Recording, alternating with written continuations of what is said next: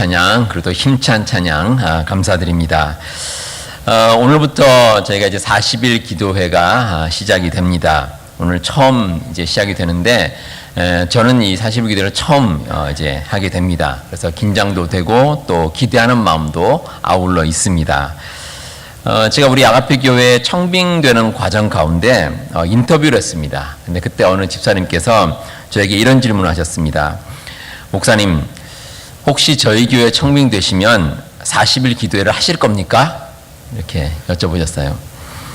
그 당시에는 제가 40일 기도회가 뭔지도 잘 모르고 그냥 매년 이제 연례적으로 하는 기도회인 줄 알고 예, 할 겁니다 하고 자신 있게 말씀을 드렸습니다.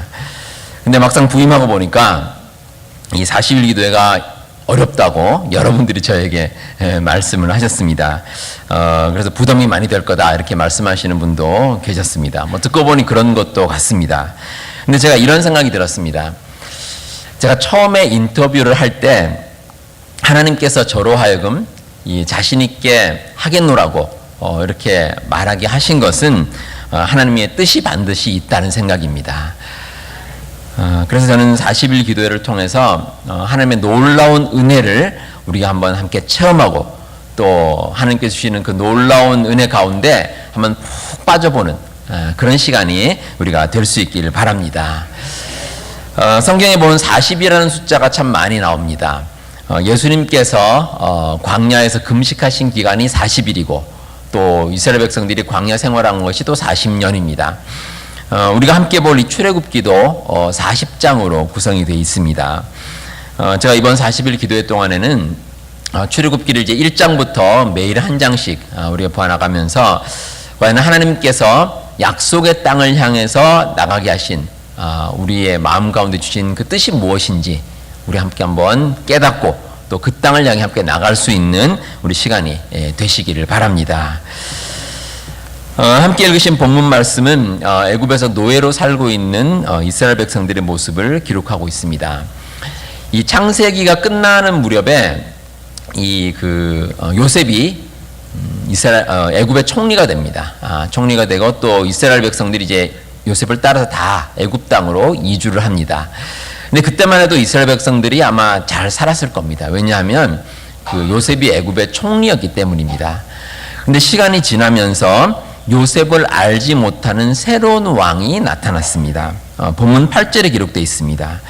자, 그렇다면 왜 요셉을 알지 못하는 새로운 왕이 나타나게 되었을까?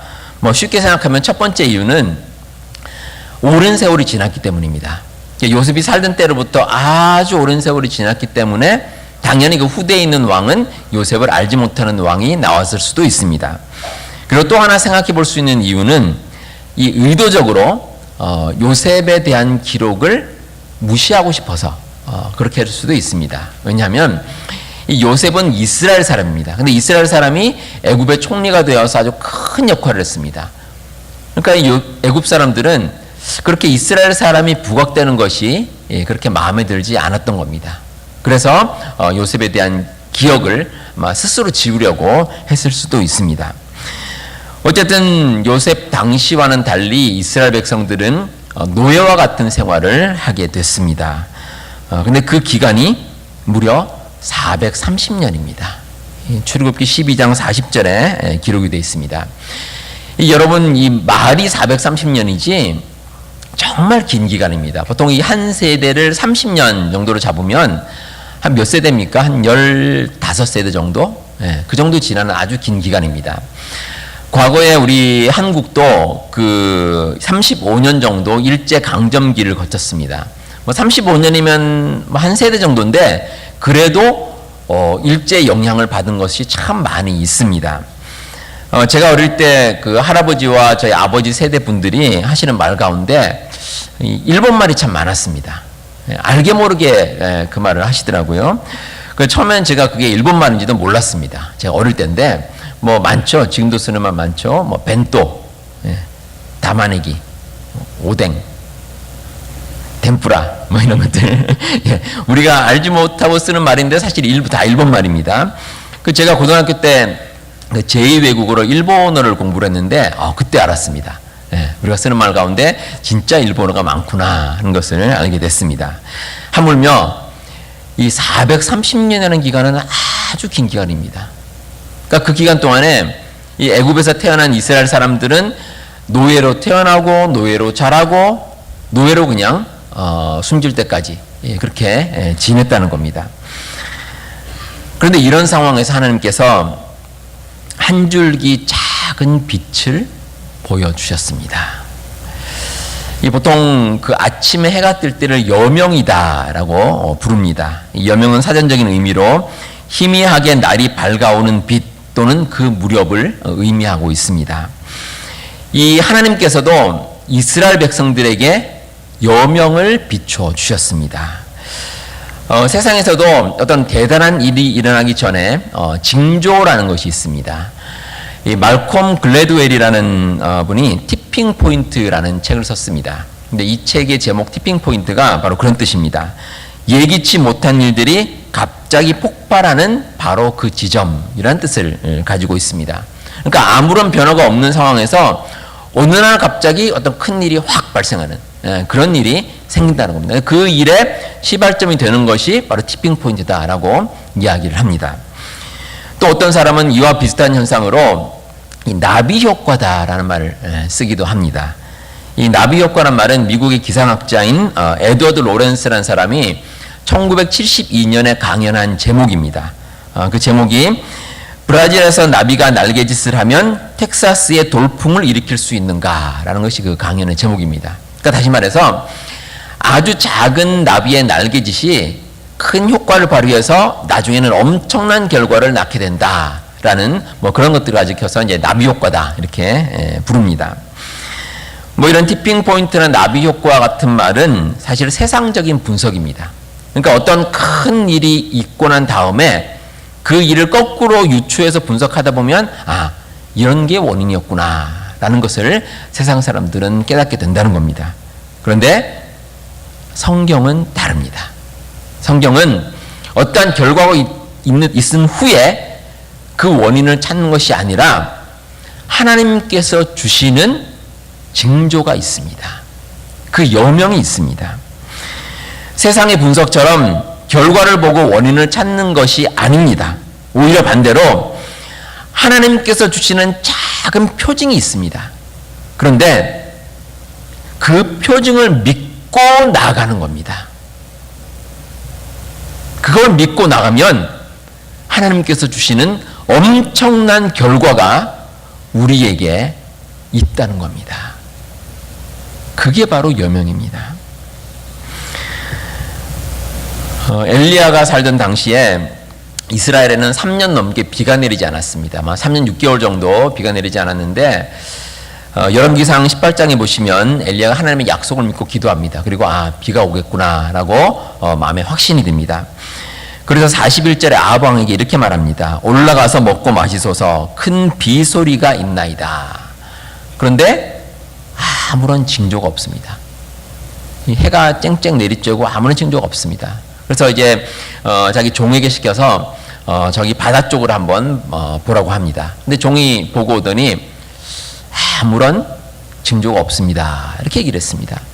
그래서 엘리야가 2번, 3번 계속 가서 나중에 7번까지 가라고 했는데 이제 7번째 갔다가 돌아오면서 이 종이 한마디를 합니다. 바다에서 사람의 손만한 작은 구름이 일어납니다. 이런 말을 합니다. 그런데 그 작은 구름이 엄청난 비를 몰고 왔습니다. 이스라엘의 비가 쏟아졌다는 것입니다.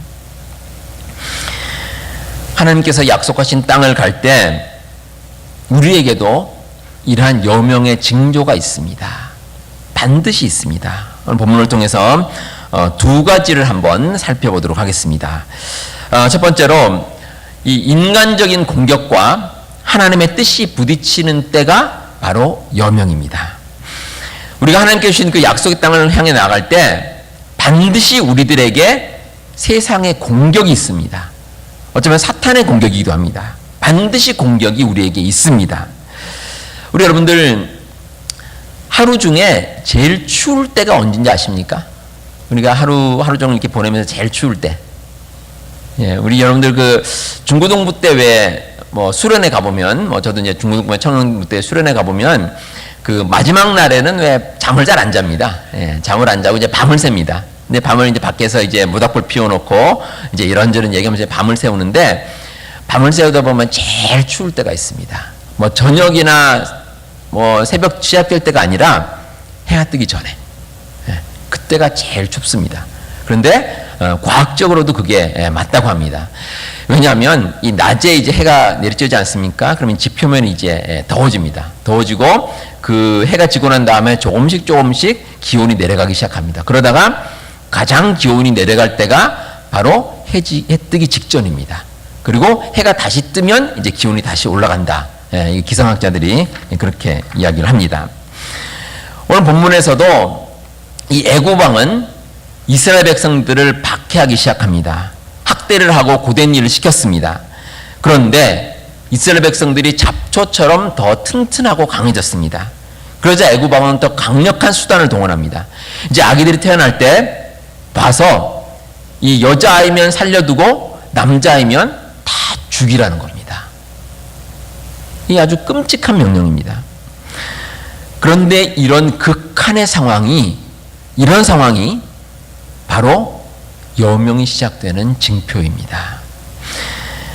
세상과 인간의 공격이 아주 절정에 달할 때가 있습니다. 바로 그 시간에 하나님의 뜻은 새롭게 우리들에게 다가옵니다. 그리고 이 시기는 반드시 우리가 넘어가야 될 시기입니다. 그러니까 피하면 안 됩니다. 피하면 되는 것이 아니라 이 시기를 부딪히고 나갈 때 하나님께서 주시는 그 약속의 땅으로 출발할 수가 있다는 것입니다. 이런 이야기가 있습니다. 어떤 신학생이 학교에서 이제 시험을 치렀습니다. 근데 그 과목이 그렇게 공부하기 싫은 과목이었습니다. 그래서 이리 피하고 저리 피하다가 뭐 어쨌든 시험장에 갔습니다. 공부 하나도 하지 않고 시험장에 갔습니다. 그 시험 문제를 보니까 뭐 당연히 아무것도 모르는 그런 문제입니다. 그러니까 이 학생이 어떻게 할까 생각하다가 백지를 내기는 못해서 그 답안지에다가 이렇게 적었다고 합니다. 하나님께서는 다 아십니다. 예, 이렇게 답안지에다 적었습니다. 자, 여러분 성적이 어떻게 나왔을까요? 예, 나중에 채점지를 받아보니까 이렇게 적혀 있었습니다. 하나님 100점, 학생 0점.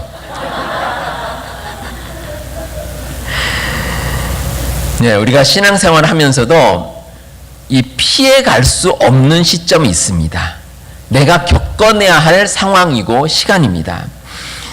구약성경 에스더서에 보시면 이 하만의 계략으로 이스라엘 백성들이 다 몰살할 위기에 처합니다.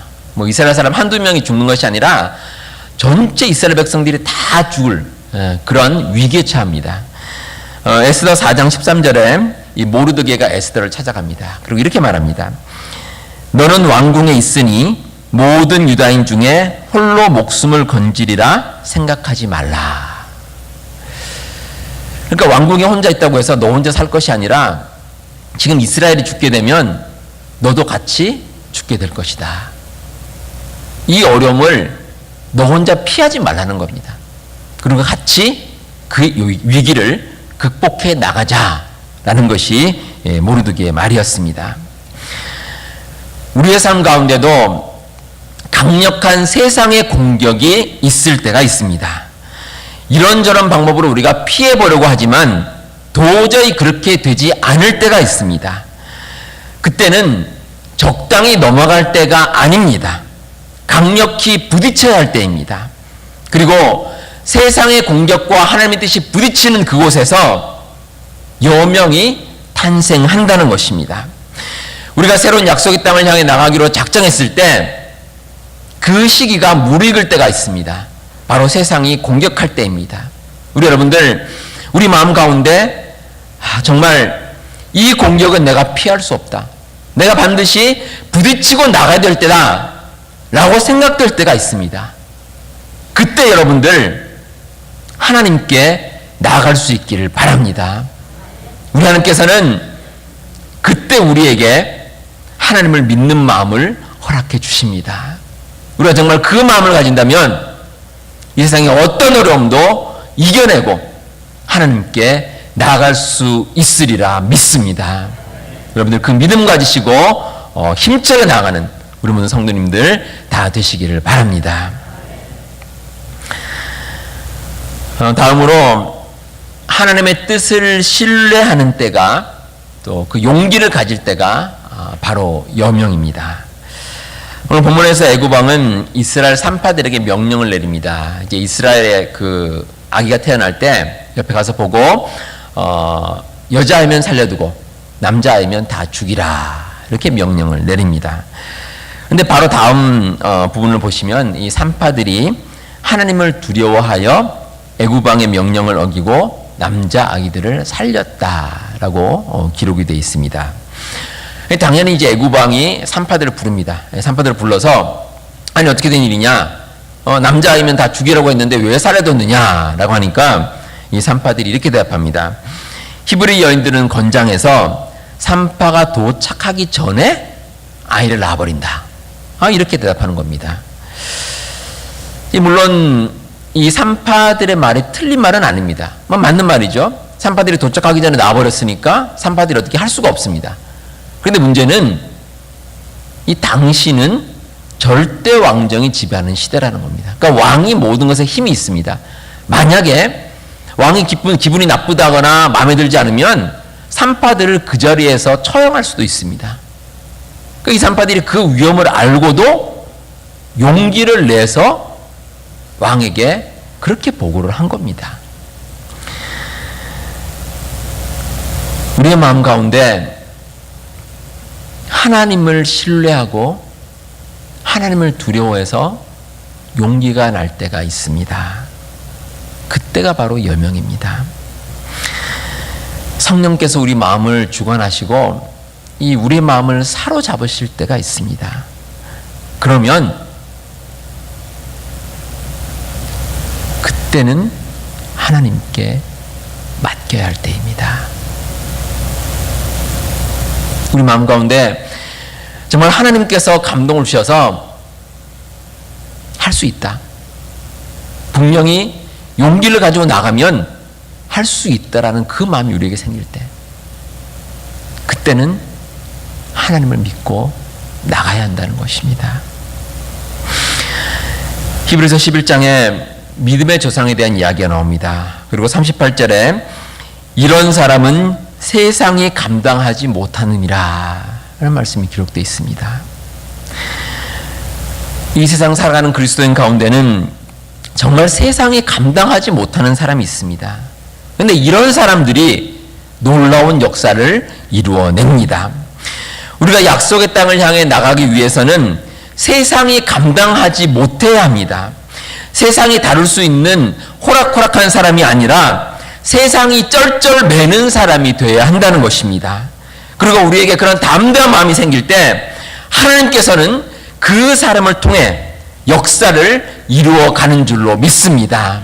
우리 여러분들, 세상이 뭐라고 하든지 그 세상에 우리가 휩쓸리는 것이 아니라 정말 세상이 두려워하고 세상이 감당할 수 없는 그런 용기를 가진 여러분들이 다 되시기를 바랍니다. 본문에 나오는 산파들은 모든 것을 하나님께 맡겼습니다. 이 부분적으로 맡긴 것이 아니라 온전히 모든 것을 하나님께 드렸다는 것입니다. 그래서 하나님께서는 그 마음을 보시고 귀한 길로, 하나님의 길로 인도하셨습니다.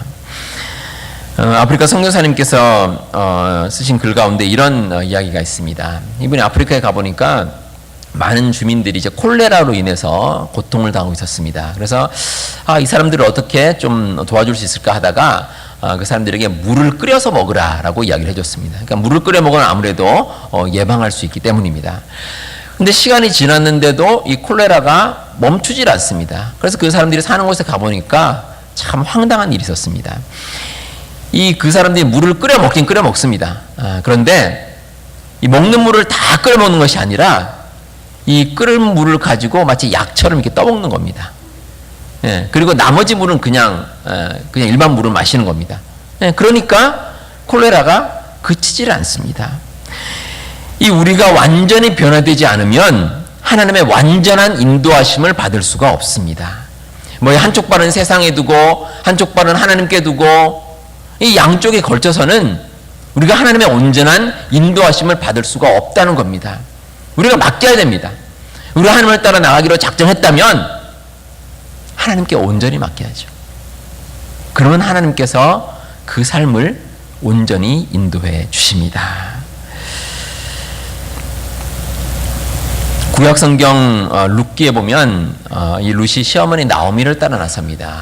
근데 룻이 자기가 살던 그 고향 모압 땅을 버리고 떠나서 이제 베들레헴으로 가게 됩니다. 근데 베들레헴은 룻이 한 번도 간 적이 없는 곳입니다. 뭐 아는 사람이 있는 것도 아닙니다. 그리고 거기 가서 뭐 장밋빛 미래가 펼쳐지는 것도 아닙니다. 그런데 시어머니 나오미가 믿는 그 하나님을 믿고 자기의 모든 인생을 걸었습니다. 그래서 믿음의 조상으로 기록될 수 있었다는 겁니다. 이 용기 있는 결단이 새로운 역사를 만들어냅니다. 그 한국 교회의 역사를 보면 아주 흥미있는 기록이 있습니다. 이 조선시대 말기에 선교사님들이 이제 조선 땅으로 들어오셨습니다. 근데 사실 이 선교사님들은 조선 땅으로 오길 원했지만 미국에 있는 선교 본부에서는 조선 땅으로 가지 말라고 했습니다. 왜냐하면 그 땅은 너무 위험하고 어렵고 힘들기 때문에 선교하기가 너무 어렵다라고 해서 가지 못하게 했습니다.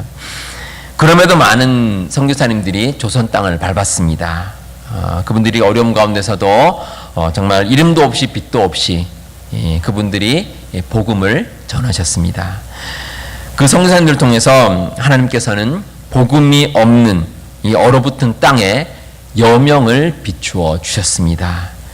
그리고 그 여명을 먼저 깨달은 분은 바로 용기 있게 불모의 조선 땅으로 오신 그 선교사님들이십니다. 그리고 그분들의 그 노력을 통해서 그분들의 수고를 통해서 오늘날 우리가 하나님을 믿는 그 자리에 이르게 된 것입니다. 우리 사랑하는 성도 여러분, 이제 우리가 오늘부터 40일 기도회를 시작합니다. 혹 이런저런 사정 때문에 모두 참석하지 못하는 분도 계실 겁니다. 하지만 우리 각자의 삶의 자리에서 우리 한번 계속해서 기도할 수 있기를 바랍니다. 우리 마음 가운데 깊이 품은 그 기도의 제목을 하나님께 내려놓고 하나님께 매달리는 시간 될 수 있기를 바랍니다. 우리 하나님께서 약속하신 그 가나안 땅을 향한 여명은 이미 우리에게 비춰졌습니다. 우리가 그 첫걸음을 내디뎠습니다. 아무쪼록 하나님께서 약속하신 그 땅을 가는데 정말 용기 있게 우리 하나님께 모든 것 맡기고 하나님만 따라가 줄 수 있는 우리 모든 성도님들 다 되시기를 바랍니다. 기도하겠습니다.